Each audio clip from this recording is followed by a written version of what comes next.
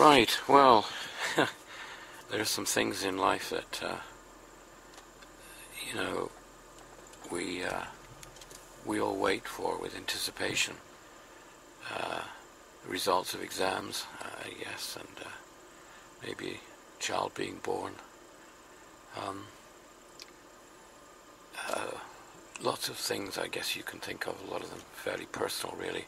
But one of the things that one of the few things I think that's left for me now that I sit and wait for with great anticipation, really, is the result of the MOT test. Now, for those of you watching who are not in the UK, the MOT test is the Ministry of Transport. That's what it stands for, actually, MOT. But anyway, it's the annual test that a vehicle takes. Roadworthiness test, and so you book your car in, you take it there to the garage that does these tests, and you sit in a waiting room, and they take your car away, and you can actually watch it. Most of the garages, there is a window you can see your car, so your car is taken in and put on a ramp, and they jack it up and everything, and they bang it around here and get underneath and turn the wheels and grab hold of the wheels and pull them around and bang the exhaust and open the doors and check every little area that they can find. They put the lights on and the wipers on and the horn on and all these things. Then they check the brakes on a rolling road, and they stick a pipe up its backside to check the emissions coming out. And you're sitting there going, oh my God, this is terrible. But the result is, well, I just had my Mercedes here have its MOT, so this is probably about the 20th time that I've had this done to this car. But normally I don't know, I haven't gone along to it. When I used to take the car to Bennick's, they used to have it for the day, give it a bit of a service, and check out before it went for its test. And obviously if they'd found something, like maybe a light bulb had gone or something that I hadn't noticed, so they'd put that right before the test. But now that Bennick's are no longer in existence, I've been taking the car myself. So I sit, this was at Anglian Vehicle Services, and I sat and watched them, sort of go through this car of mine. Anyway, the result was, I was not surprised, but I was worried maybe. The car passed okay. So I got a test certificate, and, well, actually these days the test certificate which I've got here is not actually even important, because it's all done digitally. In fact, the test is done while the garage, while they're doing it, they're logged onto, I think, to a computer at the test center and wherever all the records are kept. So that record, there is a record of the time they spent on it. The test is about half an hour, I think. It takes about half an hour.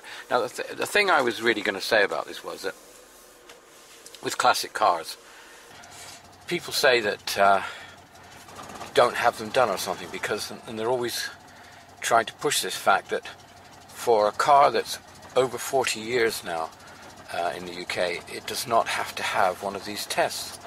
Hang on, let's just move this car so I put it out into the shelter, I think, out of the rain. So a car, an old car that's more than 40 years old, and this particular car I'm sitting in here, this Citroen, it applies to that. So I can now not have to have it MOT'd.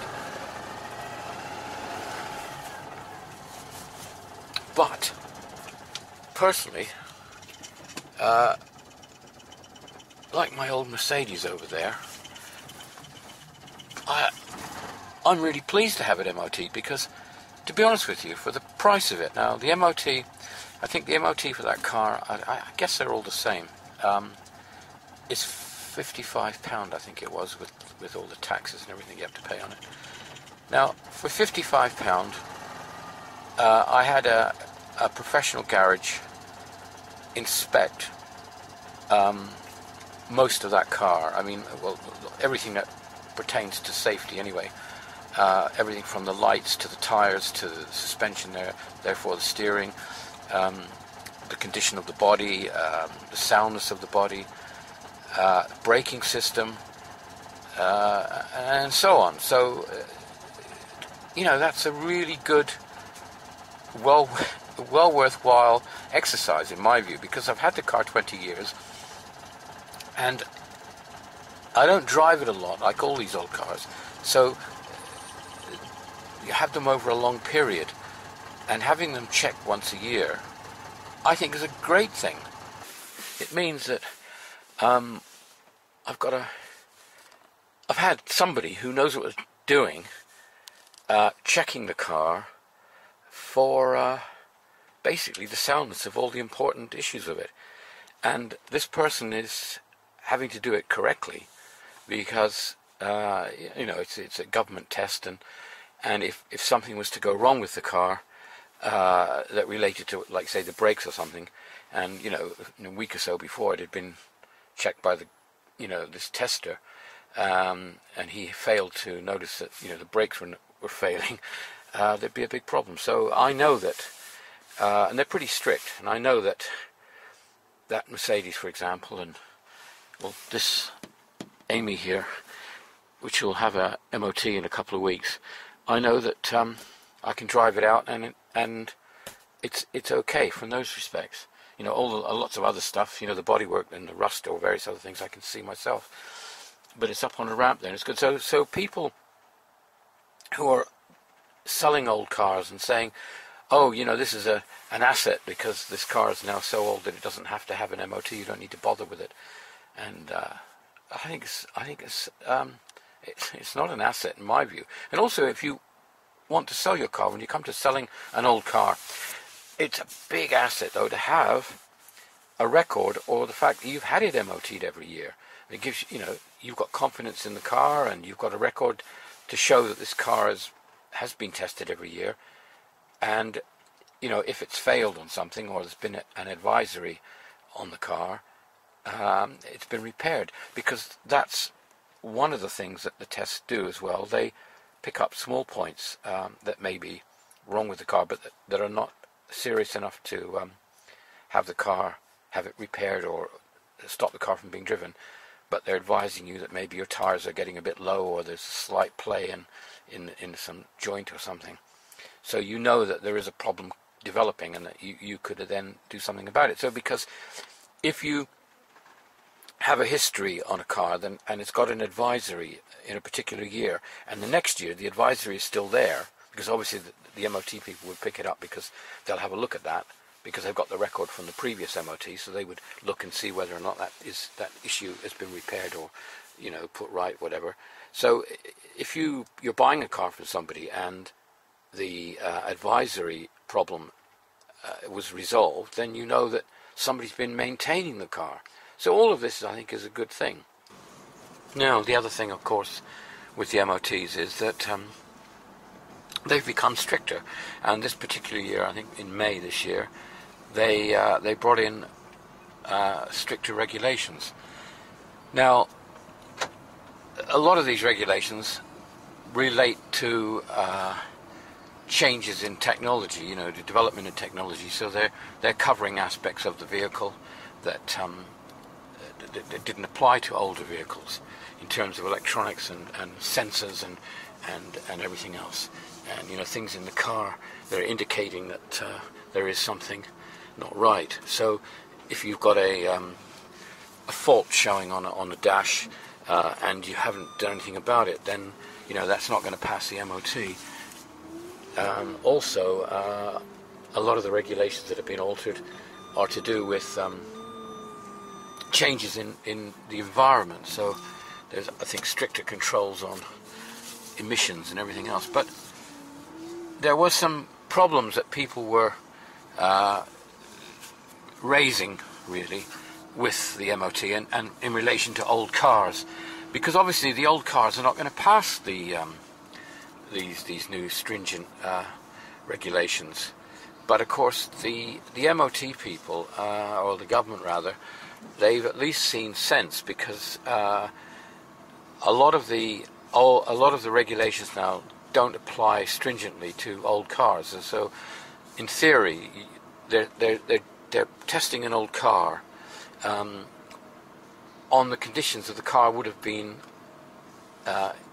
when it was built, and that applies obviously to lighting, mainly to lighting in a sense, but obviously there are some regulations that came in with lighting in terms of turn signals, I think, and everything else. But emissions and everything, if a car is performing as it was when it was made, then though it may not meet current regulations, it still is a pass, so it's acceptable. And obviously the number of old cars on the road are insignificant, really, in terms of the effect they're having or the impact on the environment. And as long as the car is able to meet modern conditions, but even then that's not necessarily true. Obviously some of the really old veteran cars, they don't go the speeds or anything, but whether legislation in the future will stop them being driven on motorways or being driven at night or whatever, that's something yet to come, and I think it probably will come. But then we've got all the issues with internal combustion engines and electric cars and everything else, so what the future holds we don't know. I think it's a very fluid situation. I wouldn't want to say what it's going to be, but whatever it is, it's not going to be good. So the only exceptions, the only thing will be what exceptions will be made to old vehicles, because if they were tomorrow to say that no internal combustion car was to be driven on the road, everything must be electric, they may well make exceptions to old classic cars, or historical vehicles as they call them now, simply from the point of view of our culture. So if your vehicle is registered as a historic vehicle, it will be allowed to be driven maybe only in the daytime, maybe on certain days, who knows, anything might happen.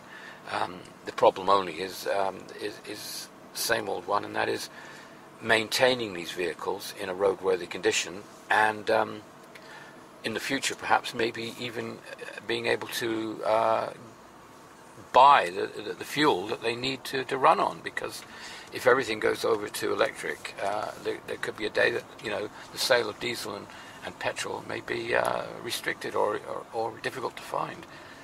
Difficult to say. It's hard to imagine it really, but I guess maybe the people that were building coaches and breeding horses and everything for the horse and cart industry couldn't see the future change from what they had. But anyway, so there's the development. It looks a mess, doesn't it? Nobody working today. It's a weekend. It is moving up now.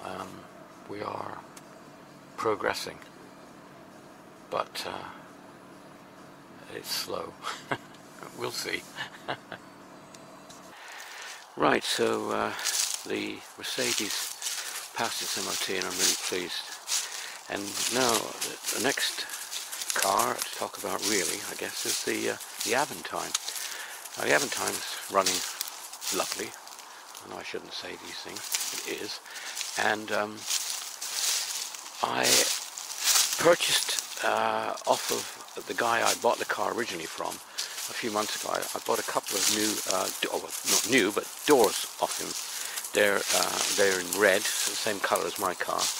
And I bought them because I've got this rust issue on the inside of the door, both doors actually, and apparently it's not common, and this guy's had two doors which had no rust, so I bought them, and he's delivering them to me later today, and so they're in addition to some of the other bits I bought off him.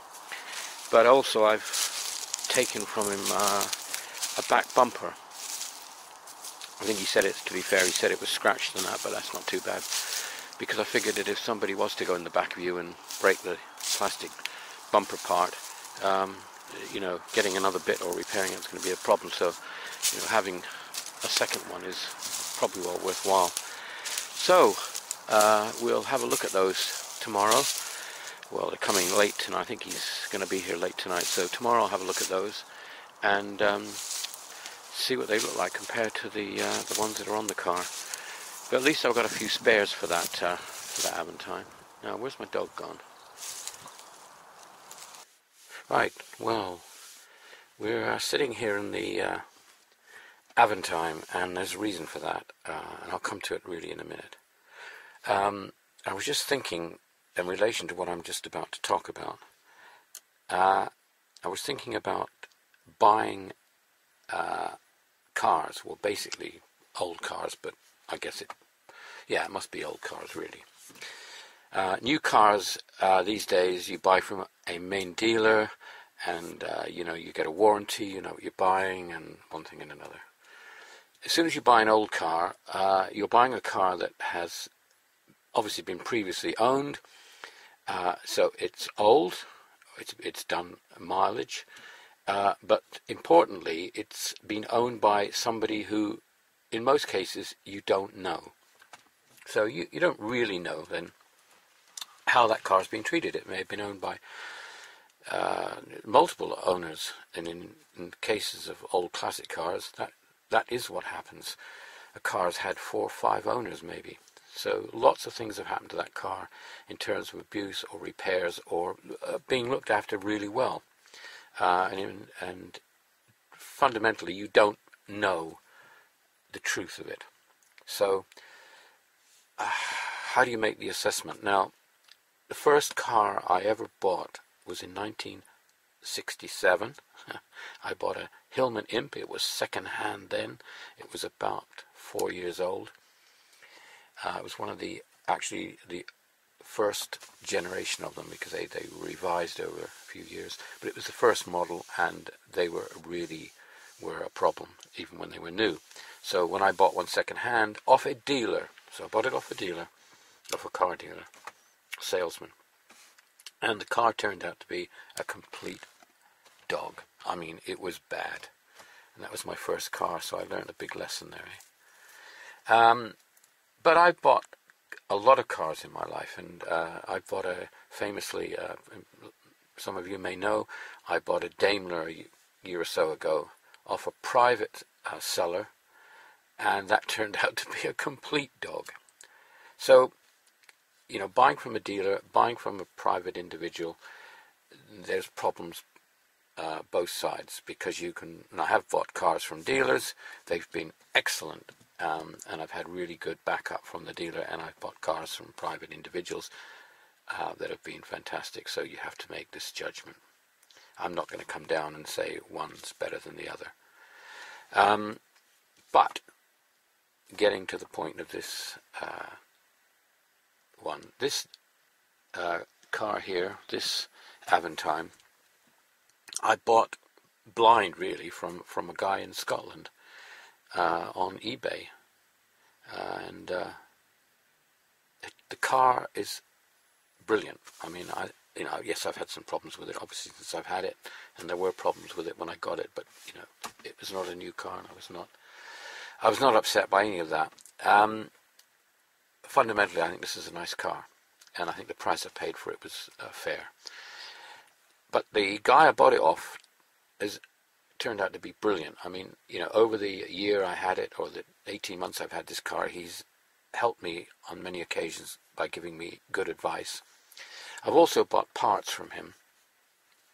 The first parts I bought were these things like this is rear lights, obviously, and these are the door mirrors, and these are those little vented pieces that go in the front, which are quite a complicated piece, certainly to repair if they were broken.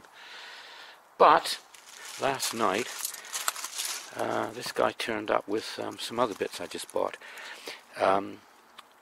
You're up late at night after driving down from Scotland. Absolutely brilliant guy, absolutely brilliant. Apart from all the advice he gave me, he's brought these pieces down and delivered them to me. This is obviously a rear bumper for the car. It's the same color as mine, so that's great. I mean, it's not new. It's got some scratches and things on it, but frankly, it's in one piece and it hasn't got cracks, and it's basically a good bumper. Also, I bought 2 doors. Now, the reason I bought the 2 doors are because of this. Well, it's not here actually. Here, this is really good. But on my car, on both sides, there's rust on the metal on the inside here. Obviously the outside there is plastic, but the inside is metal, and mine's got rust on it, and I don't know why. So I bought these two these two doors off him, and at some point I'm going to change these doors over and put them on my car. He delivered them last night, so they're sitting here I covered this one over, but it was the other upside down. I'll have to store them somewhere for now, but so I've got a new bumper if I have a problem with it. I've got two doors, and I've got these pieces, I've got these, and I've got the glass at the back, so I've got quite a few bits should they get knocked. Because I mean, I figured, well, you know, if somebody does go in the back of you and they smash that and smash these, you've got a problem. You know, stuff like that I suppose could be repaired, panels, but that glass and well, that is quite a complicated bit of moulding, isn't it? But the final word on that is that, you know, this guy, he's been really great, and certainly has given me some really good advice. So, you know, I would say on balance, and I said I wouldn't really make a judgment, but actually on balance, I guess the best thing is if you do find a real enthusiast, somebody who you judge as being really, really enthusiastic and genuine about a particular car or a brand of, or a type of car, and in this case this guy specializes really in Aventimes, that's your best route, because you know he looked after the cars. He sells these cars second hand, these Aventimes, and he knows everything about them. He strips them down, he knows all the bits, he knows what goes wrong, he knows how to take them apart and put them back together again. And he's a nice guy. I mean, what a nice guy. I mean, he certainly went the extra mile for me, I think. And I'm sure that in the future I'm going to have to go back to him again for some other advice on the next thing that goes wrong with his car. But hopefully it'll run all right for a while.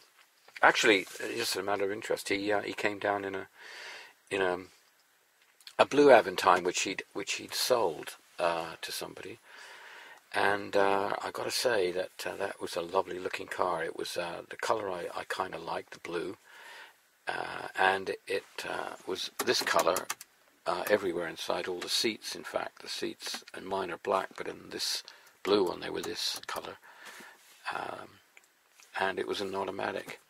I think I'd prefer the manual, but that was a really nice car, and if I hadn't had this one, I really would have been tempted to buy that one if it was for sale.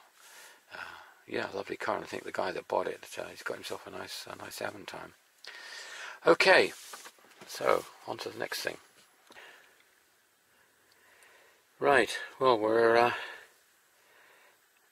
back in the Aventime, the Renault Aventime, and I was just actually, let's put this in a little model down there. I was just thinking again about the prices of classic cars, and the reason was because I was reading an article about classic car prices and the rises in values of some models. One in particular was actually Sunbeam Rapier. The Roots car came out, I believe, probably the end of the 60s and the early 70s. Anyway, it was a fastback kind of model with it was a copy of an American one, really, and it had a lot of glass at the back. And they hadn't been a car that fetched much money at all. I expect in the last few years you'd probably pick one up for less than £2,000. But like their prices are rising. All right, they're not rising dramatically because we're probably talking about a vehicle that's now worth 6,000 to 8,000. But the fact is that it's rising, they say, and there are a number of cars like that. Some of the Opels, the old Opels, the Opel Mantra, for example. And then, of course, you've got the extremes. You've got cars like the Ford Mexico, where I think recently one of them has fetched astronomical prices. I mean, some of those you're talking in excess of £50,000. In the region of E-type Jags. And there again, so this raises the issue that I keep bringing up, the difference between any car. So an E-type Jag, and now you've got a Ford, basically a Ford Escort, a souped up, as we used to say, a souped up Ford Escort, is fetching as much as an E-type Jag. But it's the cars that 1 minute are not worth anything, nobody seems to want them, and then suddenly their values start going up. And why is this? Well, it's because of perceived desire, availability is low or not a lot. And so why is this? Values suddenly start to climb, and a car that for many years no one seems to want. And why do they not want it? Is it because nobody wants that particular design or a performance or the brand? Or is it because that car isn't perceived to be desirable? But if the same vehicle is decided that it's desirable, or people perceive it to be desirable, then more people want to buy it. So why are they buying it? They're buying it because other people like it, or I suppose it's a mixture of two. People like it, so the value goes up, and the value goes up. But I say it's because the value goes up, which really drives the price up. Once the values start to go up, people start wanting to buy them. They it's like the old story that if you pitch a price, like when I was in the rag trade, if you pitch the price of fabric sometimes too low, you didn't sell it as well as if you actually added some more value to the fabric by putting the price up more than it justified, really. But it sold better, and that applies obviously to a lot of things. People looking at products, and they'll pick the one that's more expensive because they perceive it to be better. So if a second-hand car fetches a lot of money, or more money than another one, that's perceived to be better, or perceived that more people want it. Well, that's probably true. They want it. Why do they want it? Because more people want it, so they want it.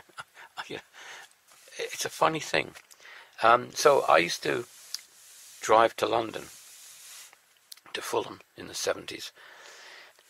Now I had a Celica at the time, Toyota Celica, and I think at that time I was driving I had the Series 1, the first model they produced on the Celica range, and I used to park every day next to a Ford Escort Mexico, the Generation 1, the Mark 1 Ford Escort. And at that time, they were pretty equal.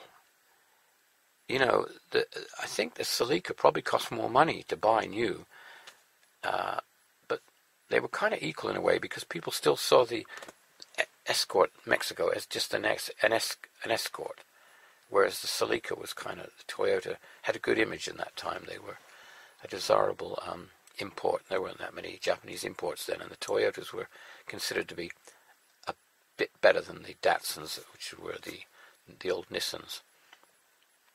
And who was to know that, within a short space of time, a decade or so, the Toyotas would be worth nothing, and most of them will have disappeared off the road, and the Escorts will have started to become valuable. Right, well, I'm sort of going on a bit about with this, I'm getting nowhere, but I keep coming back to this subject of classic car values, as I think it's a very interesting subject to me anyway, and especially for somebody who has got a lot of cars, and as this particular car is, as an example, is cheap to buy now, and yet maybe in another decade or so, somebody might turn around, or a lot of people may turn around and say, oh, look at the price of those cars. Why didn't we buy one of those Renault Aventimes, back in 2018 when we could have picked them up for, £5,000 or £6,000 for a really good one? Well, I hope that might be what's going to happen. We'll see.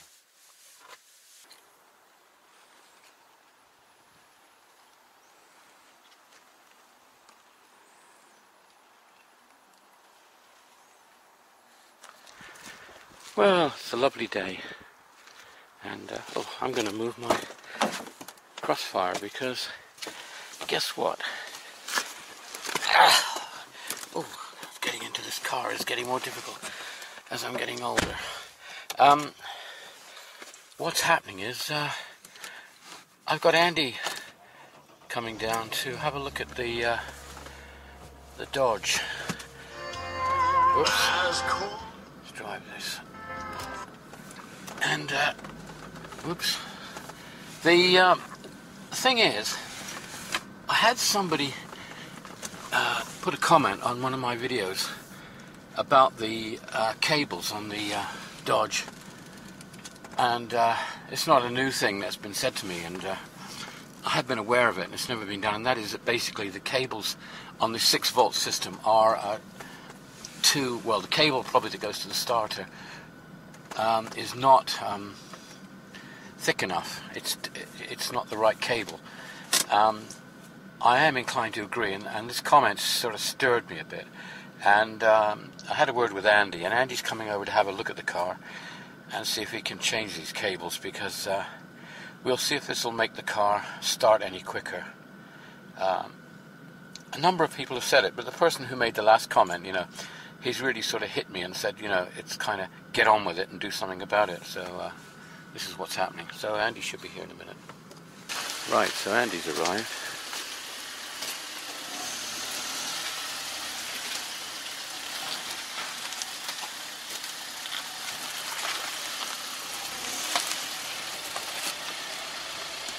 Right, let's have a look at the engine.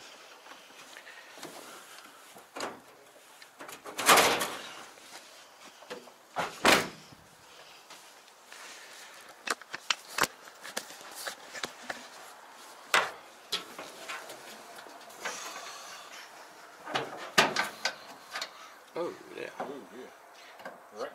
Yeah, it always feels like that. Actually, this was one of Billy and Nick's inventions, because it wasn't like this really.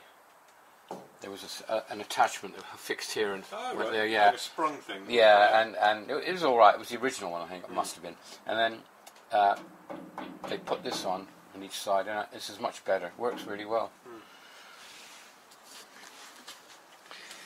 And what everyone goes on at me, and they've been telling me this for years. Everyone says it. It's one bit heavier cables. It's a heavier cable. Well, mainly the starter, I think, but they talk about the leads. But this is the starter. And everyone says if you put the proper, they called it in America, they always talk about welding cable. And if you put it, and I don't understand why it is, because I don't know anything about electrics. But they say that 6-volt with using 12-volt cable does not work. And it speeds the starter motor up. That's why it's going so slow. And you thought, no, you got to know me. I got to know you, and and I asked you to do it, and I figured, well, have you got any cable? I might have. Oh, okay. I'll just come and have a look, see what we need. I might have some cable. Yeah, be interesting to see if it does do the job. I mean, then I've done it. Still. Here I undo that bolt. Replace that lead. Well, that's just the. That's weeping round there a bit, isn't it? Yeah, that always has been. Ben cured it a few times. Did Yeah. I not touch that? Yeah, you're talking about, that's the water, you're talking about this, aren't you? Yeah, that's just coming from where this joins that, isn't it? Yeah. So, we're going to change the cables, but what we've agreed is that not to undo this cable, this nut I mean, sorry, or where the cable goes, and this is the positive earth, and because we had a hell of a time getting this to sit and not leak, and we didn't want it to leak again. So I think we're going to try and reposition the negative, or the positive rather, the earth, to another point somewhere down there. Anyway, we'll see what happens. Oh, that's a bit manly, isn't it? God, that's manly stuff. Good stuff. Yeah. I don't understand it. I'll have to speak to Tesla about this, he'll know. Right. So we're putting that on there. And we're just bunging in the engine over there, eh? Yeah, we'll bolt it onto the bolt down here, I think. That makes sense, doesn't it?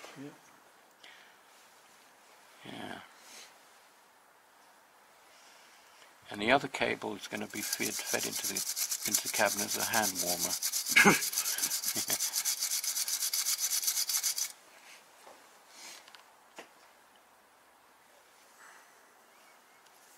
They're manly cables, so I got to admit.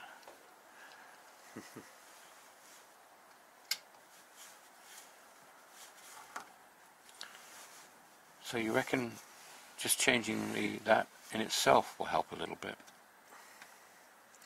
It's not going to hurt, I think, is it? No.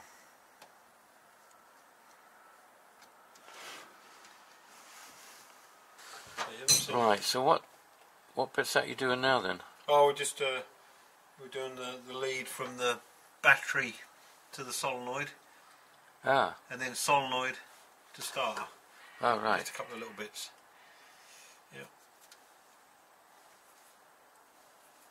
Yeah. So we've got the negative, which is the positive. I don't understand that, but anyway. The positive's the negative's the positive.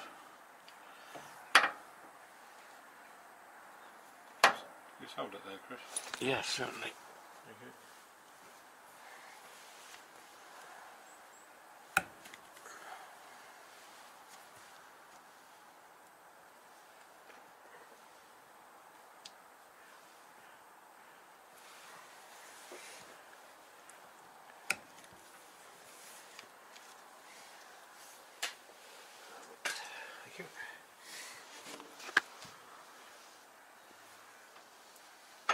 All the terminals are soldered on and everything. Amazing. I think just having the good connections and everything will help a bit, won't it? Oh yeah, yeah.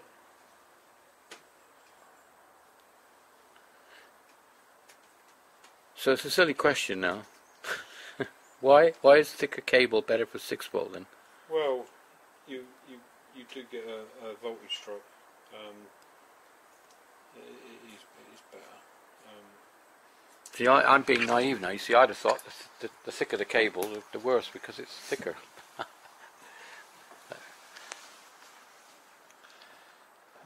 This is why I'm not an electrician, you see. Oh, there's lots of reasons. I don't really understand electricity.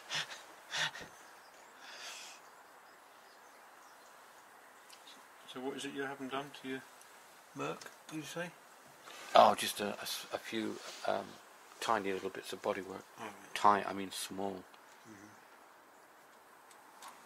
But I keep on top of it, you know, when sort of half a dozen little spots here and there. Yeah.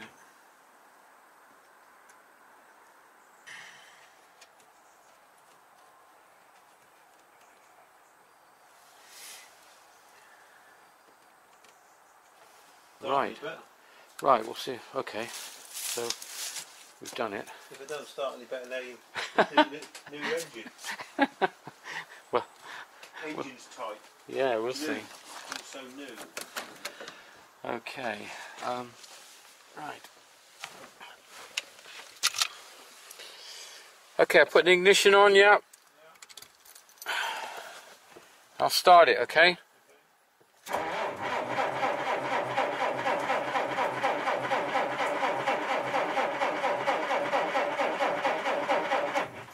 Well, it's turning over quicker. It is turning over. Yeah, yeah. Right, hang on, I'll put the choke out. Yeah, because you see, if you've got fuel up there, it would probably fire, wouldn't it? No, yeah, this is normal though. Right. And it'll fire all of a sudden. Yeah.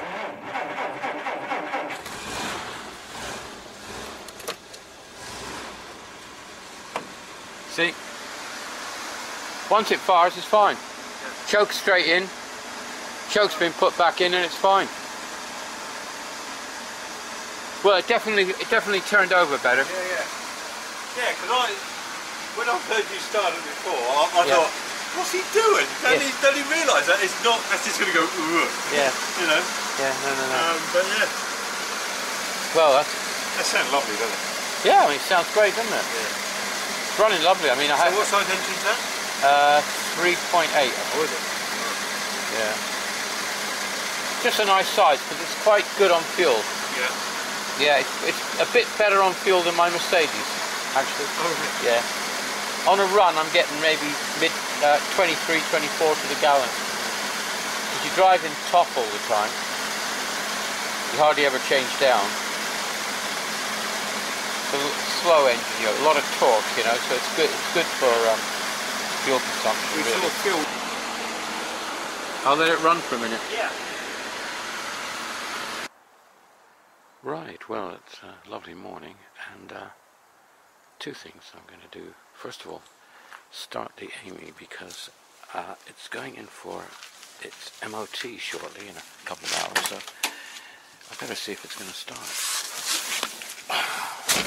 And then I want to have a look at that Dodge. First of all, let's just get this started.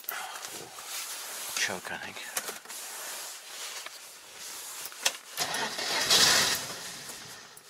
Now, I had this going the other day.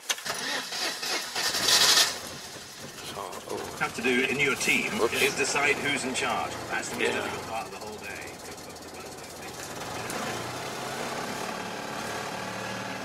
well, this little car's going in for an MOT, so I'm hoping it's going to pass, obviously. Everything seems to be working on it that I'm aware of, and I don't know about any structural, any major problems that it would have. I had it out the other day actually and drove it around and it was going really well. I filled up the washer bottle.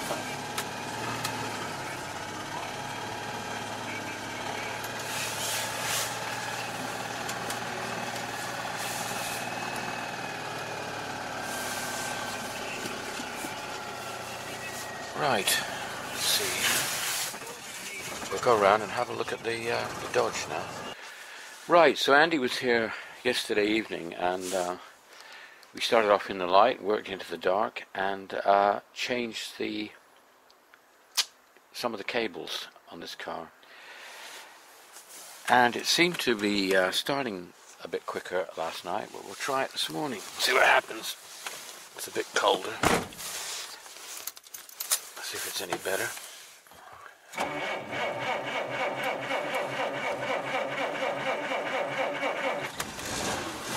Right, well that started without a choke. It was, I have to admit, it did sound as if it was turning over a bit quicker. And certainly that the battery is not probably fully charged. And I am going to start putting these batteries on trickle charge. I had this battery, I charged it up a couple of months ago, and it's been driven on a few trips recently, so it's probably not too bad. But I get a bit concerned about cars like the Jag that are just sitting here now, not being driven a lot. Anyway, that seems to be better, but I think the real test is going to be if I leave this car for a week or two and try it when it's the weather's getting colder, so we'll see what happens. It's running lovely now, though it's running a bit fast. And that is a concern. And I've got concerns about this choke not really working. I don't believe that cable actually does anything. So I'm beginning to wonder if the choke is actually partly on, not going off.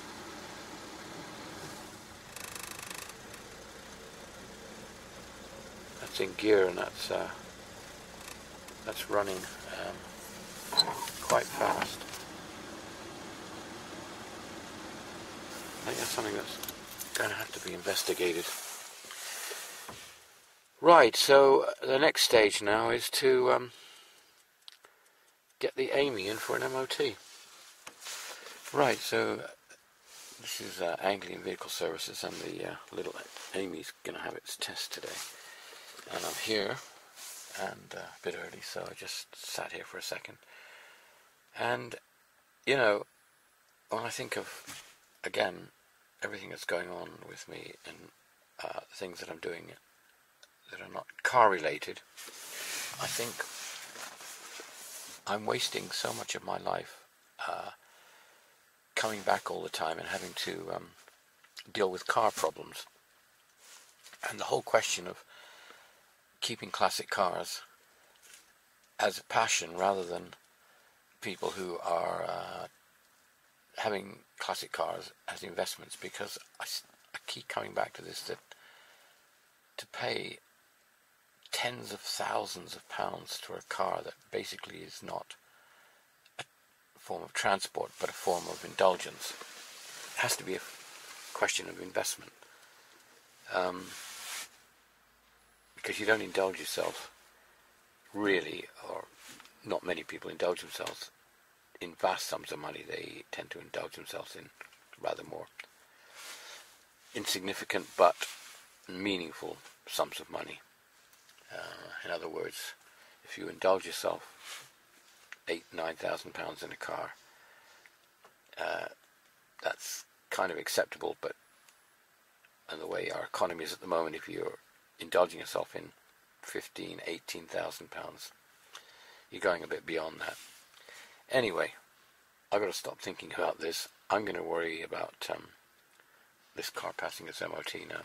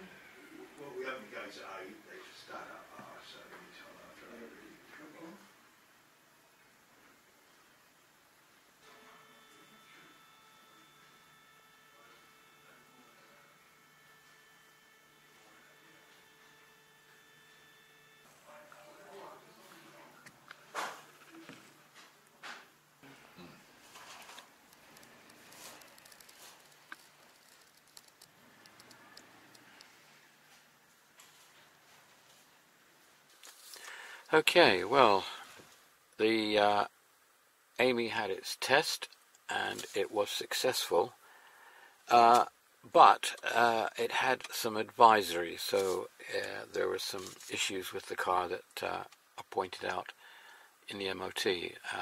They didn't fail the car because of it, but they these points were put down in the record of the car, so you really have to address them. Now, actually, just on that one point, and that is a very good point in my view, because what I'm really talking about now is the question of having MOTs for cars that are not officially it's not necessary to have a MOT on certain cars. So when a car reaches a certain age, 40 years old, I'm sure that is, there's a difference between that, MOTs, and the actual taxing as well. But the car, you can register your car, and then you don't have to have an MOT for it. Now, you obviously still have to have it in roadworthy condition. And my argument is on all this that you should have your car MOT'd, and why I say that is because of what happened to my car today at the MOT testing station. So the car passed its test, but it had advisories, and the advisories were really interesting. So I paid £45 today, and I had the car tested. Somebody went through it and had it up on a ramp and tested all sorts of things, and they came up with 4 faults. Now all of these faults are important. First of all, the faults were as follows. There was a tire that was slightly damaged and perished, though obviously it wasn't enough to fail it. It was enough to be recognized and noted, and I've got to do something about it.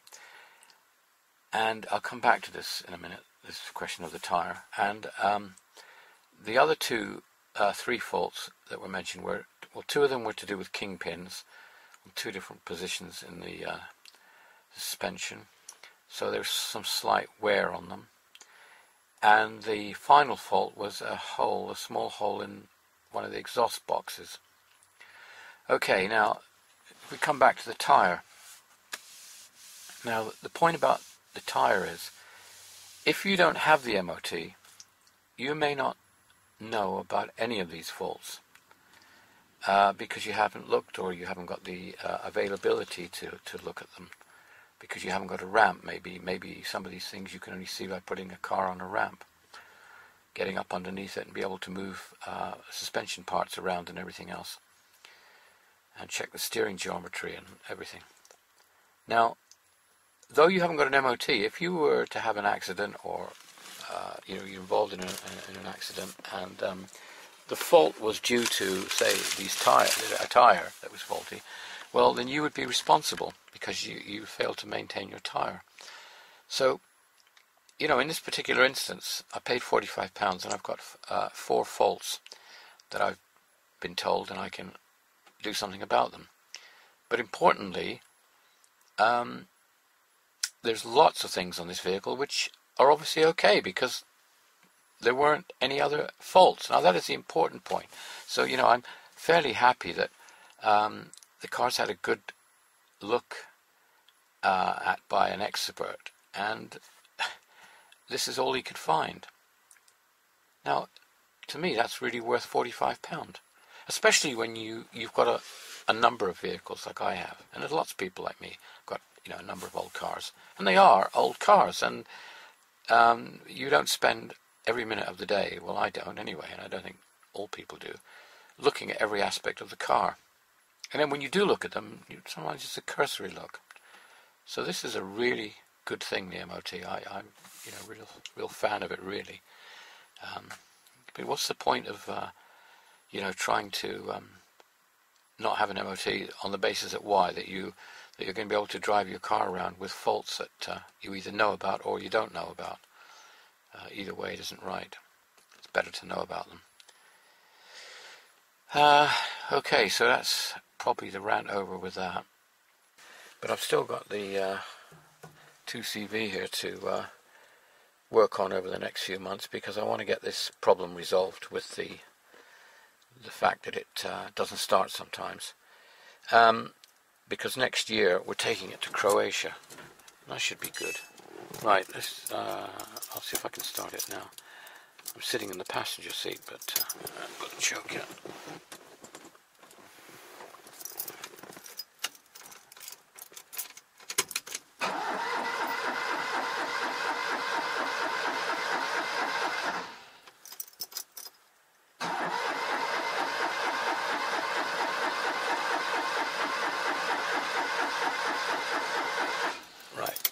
some throttle, isn't it?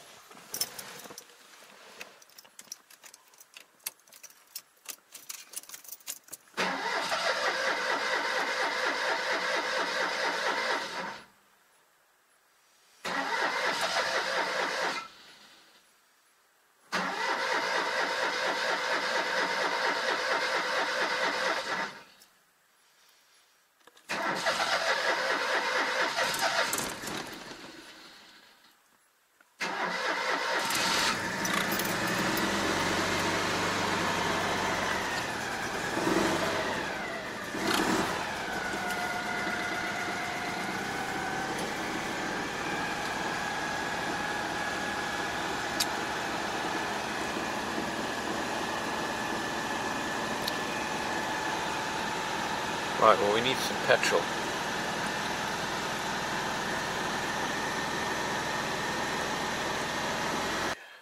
So the issue here is the car not starting. When you started it up, take it out, drive it for a few miles, like take it to the petrol station, which it needs fuel now. Then you get back in the car, and it won't start. You know, and I've gone round and round in circles with all the possibilities. You know, the obvious, it's fuel from the carburetor, it's drained out or whatever, or evaporation, or it's the coil is the one thing that I'm actually going to try and resolve, because I think the coil is one possibility. Many people have, or a number of people have suggested that, and I'm going to fit a new coil to this car. But there again, I've had all the people I speak to, when I've asked them, with the electronic ignition, has it still got a coil? And, you know, I've had different answers. So anyway, I'm going to try and sort that one out. Well, so this car will be worked on over the winter. I'm going to try and get it up, make sure that everything on it is perfect as we can tell. Because next year it'll go to Croatia.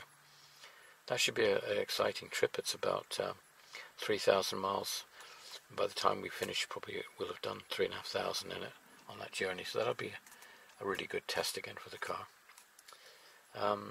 The problem it had when it went to the last World Rally in Poland was that the carburetor vibrated loose. I've had the problem before with a number of things vibrating loose. Anyway, we'll see what happens with that. So, a little minor problem, but one we'll resolve now. Look, birds have been at the car, so, and here, so I think we'll give it a clean up. Look at these mats, getting dirty already, but at least I'm going to protect the original mats. So, let's give this car a bit of a clean. Right, well, there's the crossfire cleaned. Now, it's only just been washed, it's not polished because it didn't need it, but I don't polish my cars all the time. Too much polishing, I think, is not so good for them. You know, you're basically just wearing away all the surface every time you polish a bit. But that's cleaned, and it looks really nice. As I always say, I think it does, because I'm aware that for some reason some people don't like this car or don't really think that much of it, which I find odd. I think it's such a beautiful car. I think the front lacks a little bit of something. I tried to dress mine up a bit by adding those chrome strips, and I added chrome vents. They were silver before. The grille was basically silver or grey, I can't remember now. But anyway, I put the chrome bars on it. But fundamentally, when you see a car like this in the light and you see the differences in the shade, highlights and the shade, it highlights emphasizes the design of the car, the metal that folds in it. And I think this car is exceptionally well designed, and as I say, I'm surprised that so many people are critical of it, and I wonder the reasons why. But anyway, You know, I can understand the Aventime because it's ungainly in many respects, but when you actually analyze it as a design as well, yeah, there again it's rather nice. It's quite well designed actually. I think the only thing that can be said that's controversial, or should be controversial in terms of the design, not the function of the car, the design is the back. But kind of grows on you, though. Obviously, it's become dated because it was from a particular period of Renault's design. Back in 20 years ago now, I guess they started coming out with those sort of back ends. So it's really simply dated, but I think it's actually quite attractive in many respects. But you know, as they say, beauty is in the eye of the beholder, and you know that Crossfire is beautiful. I think it's just from the back. I think it's inspirational design, really. Obviously, it harks back to, well, to me, it always harks back to the Corvette Stingray, but there are other American cars that use that cue, that sort of styling cue. But I think it's exceptional design. I really do. The Volvo, well, that stood the test of time. I mean, I'm talking about my cars, but obviously there are plenty of cars. There are plenty of cars that you know, their designs were pretty mediocre in many respects. You could say that, well, I don't know, the 2CV, it's not a stylish car, it's more functional in every respect. You know, the roof was there for a reason, the mud guards are there for a reason, fenders, whatever you want to call them. They're there for a reason. Everything's just sort of functional, and you kind of ended up with a car. But it's become iconic, and it's become attractive to many people.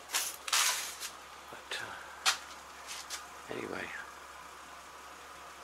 we're missing the Mercedes, because the Mercedes is still in the workshop, not the workshop, but the spray shop, body shop, having two very, very small bits of bodywork done. One is a little, the lacquer was coming off of one of the door mirrors, and there was a tiny bit of rust that was developing at the top of one of the doors for some reason. I don't know why, because all the other doors are all sound. It's had, you know, very, very little rust over the 20 odd years I've had it. So that's just being finished off. My van has had a fair bit of work over the years, but nothing dramatic. It's mainly spots of rust that appeared all over it. Every time it had stone chips and everything, they developed this. But there's no major rot in that van. It's very good, actually. Yeah, we don't. It only gets used about twice a week now. It does two sort of 30 or 40 mile round trips. That's about all it ever gets used now. So it's quite a nice van. The Crossfire is sitting there ticking over. I'll let it give it I would let it tick over for a bit, warm up. And I'm going to get the Jag out, I think, probably tomorrow, and give that a wash as well. Maybe take it for a run. But meanwhile, I think I'll have a look and see what this is like inside again.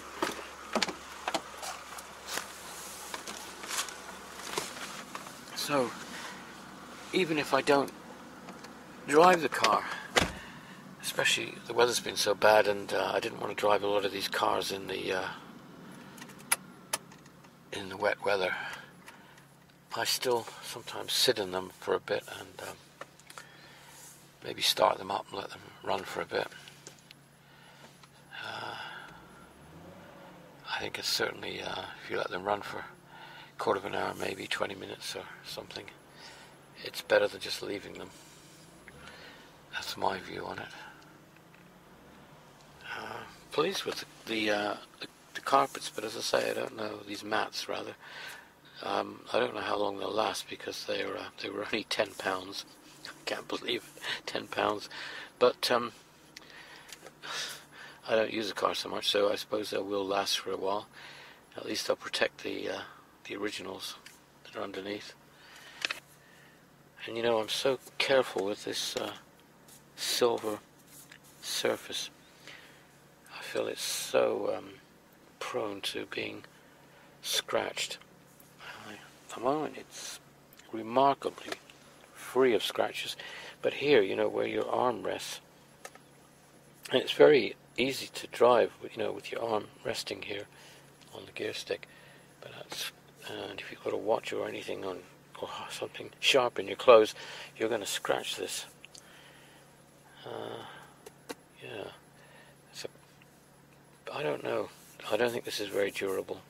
At least it doesn't look it, but it looks great when it's like this, unmarked, unscratched. But the whole car looks really good. But I don't really want it to be ended up being marked.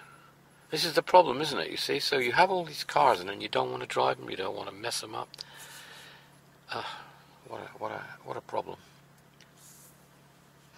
Right, well, I was just moving this Crossfire, and I've discovered something that I really didn't know, and I've never seen before.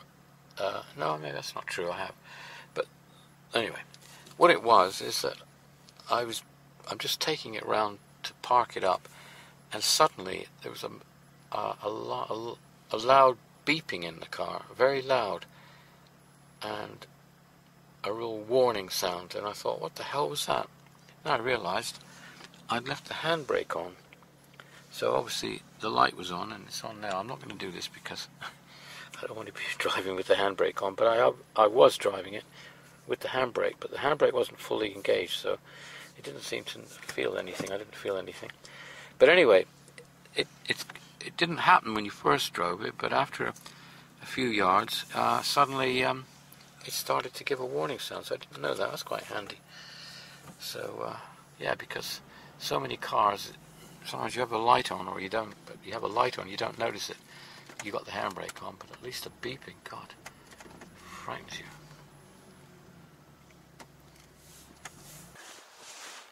Okay, so here's my lovely Mercedes back, and looks beautiful, doesn't it? Right, what did they do this time? Well, they did an amazing job, I think. They fixed the rust that was up here. So there was a bit of rust showing here, but when you lifted the rubber back, apparently the rust went quite a long way back and forth here. It seems to be the only place there was any rust, because the other doors all seem fine, and the rest of the car is not showing any rust. That's not to say that somewhere lurking under the paint there is some rust coming, but there certainly is none showing now. So that's been put right. They had previously repainted this strip here, which the lacquer was coming off. And also they repaired a little mark down here where somebody had knocked it. You wouldn't know anything had been done now. And they also repaired this mirror. Not that it was damaged or anything, but the lacquer was coming off the top, and there was some scratch marks on the side where I think it had hit some bushes, I think. Anyway, that now looks like new. So the car is looking really good, and I'm really pleased. And the inside is excellent, fairly clean. The wood's in excellent condition. I don't know of any part of the wood where it's cracked or scratched or marked. The dashboard is perfect. Well, everything on the dash is perfect, I think. The steering wheel is showing little wear. The seats are probably could do with another clean. What they really need, and which I intend to do, is to clean them with leather cleaner, but use a little brush just to get into the grooves, get the dirt out here, because they're not really worn. The rest of the car is inside is just, well, pretty good. No obvious marks or damage or anything. As I said before, I tend not to spend hours cleaning intensely with any of my cars, because I think that the more you clean them, the more you're basically rubbing the surface away, and you know, I look after it and keep it in good condition, but I tend to think that the less you touch surfaces and rub them, the longer they're going to last. There's no damp in this car. It's as dry as anything, and the only issue that I've got with it that's visible, is this, which I mentioned before, this lamination down both sides. But as it hasn't got any worse, I'm not doing anything about it. It is a common fault, I understand, on this model. Anyway, you know, this brings me to the old chestnut that I go on about, and that is the question of old cars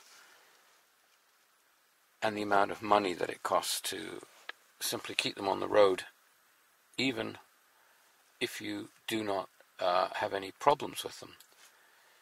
I mean, with the tax, the annual tax you have to pay, the insurance, and then the MOT, and then at least a basic service every year, and that's if nothing goes wrong. Now, the tax on some of these old cars can be, like this one, can be quite high because it's not tax exempt, and they do charge quite a bit for this one. You know, so you're looking at around £500, maybe £800 perhaps a year, just to keep this car inactive on your driveway. And of course that in itself means that you're probably causing more problems because you're not using the car. So every car that you've got has got to be, you've got to be looking at around £1,000, just the minimum, to keep that car, you know, on the road and legal and basically serviced, and just maybe driving it infrequently.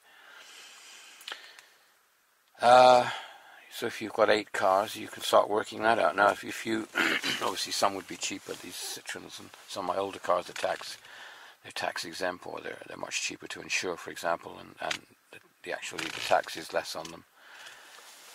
So you have an average, but the point is, when you've got cars that don't have high value, the amount of money that you're spending on them in relation to what they're worth means that you're spending far more as a percentage of their value than a person who owns a car that has a value of, say, for example, £80,000 or £100,000. So, and usually the person that can afford to have that much money tied up in a car and even buy it in the first place has possibly got more money, disposable income, and therefore, you know, it's more difficult for somebody with less income to keep and justify the number of cars that a lot of people keep. And it's a question of why they do it. That's really what I'm on about. I think the passion involved in wanting to put more than is reasonable in terms of finance into cars that have a very low value is an amazing thing. You know, somebody who's got maybe £750,000 tied up in a few vehicles, you can understand. You know, that's it's almost like a bank. It's a place to put their money. But for somebody who has just cars that are worth less than, you know, £7,000 or £8,000, a lot of cars that only have a value of £2,000 to £5,000. I think that's probably a very common, you know, area of value. I mean, my cars here, you know, I would say that the Amy is around the £4,000 to £5,000 mark. though I'd like to think it was more, but in reality that's probably all I would get for it. The 2CV, which is slightly more glamorous, and certainly that particular model of mine is fairly good. I would expect that to reach a higher price. But, you know, none of these are in the realms of the high-value cars, which probably would start from around the mid-20s, you know, 23, 24,000 pounds. You know, you're starting to have to think about the amount of money you've got tied up in that car, because basically it's an old car. So, you know, you go out and buy an old Jag, I'm not talking about an E-Type, you know, a Mark II or something, or a Daimler like the one I had, and you start looking at a good one which costs you maybe 25,000 pounds. You think to yourself, is it even going to go up? And you know, will I get my money back? I don't know. Probably I will, but then, you know, my money's tied up in an old vehicle where I could have a quarter of that money tied up in a vehicle which I could get just as much pleasure from. Yeah, there are obvious answers to all these questions, and I think they're probably as varied, the answers that is, as the classics that are on the road. And actually, I keep saying classics. What I should be really saying is old cars, because it's basically what they are. They're old vehicles. Well, it's a good morning here. But we've had some rain. Look at it.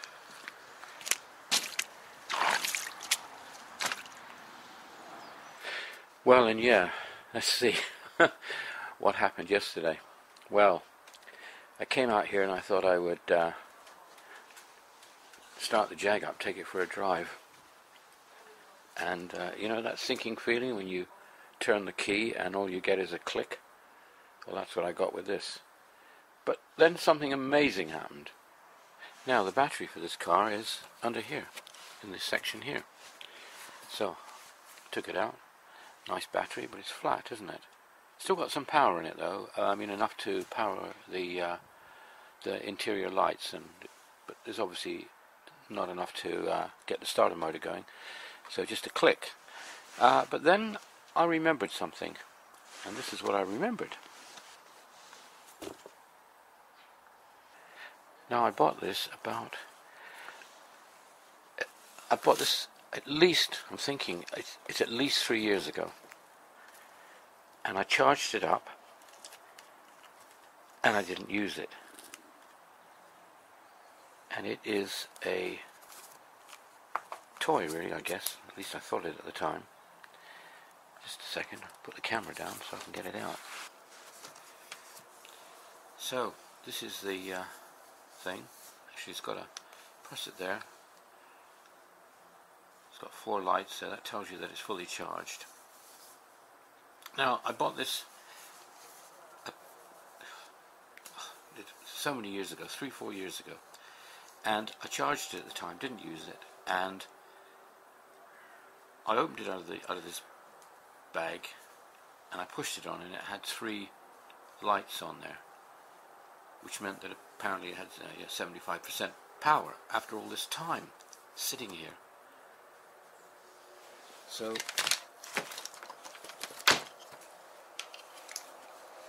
I took out these leads,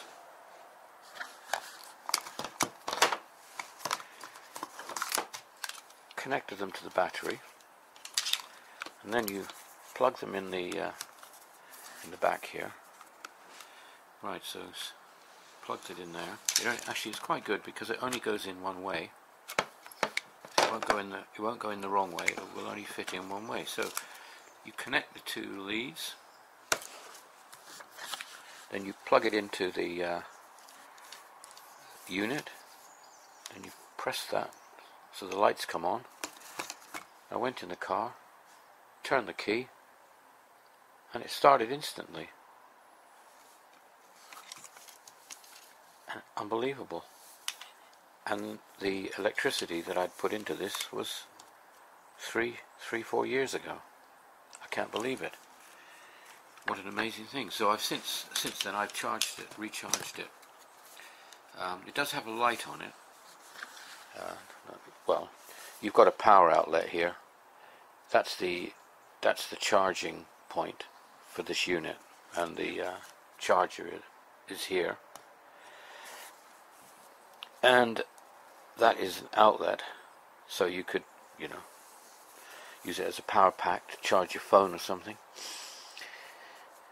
It's got a light. If we hold this down, a light, it gives a signal, and it does that, and it does that, disco. But absolutely amazing. You know, I've had it all these years, never used it, and never really understood how good it is, because it says on the pack, the instructions, that it's really meant for 12-volt vehicles up to 1600cc. Well, this car obviously is 3.2 litre, and it's a V8, so I didn't think it was going to do any good, but it worked. Now, I let the car tick over for quite a while, charge up the battery a bit, and I'm going to just start it up now and see if it will start.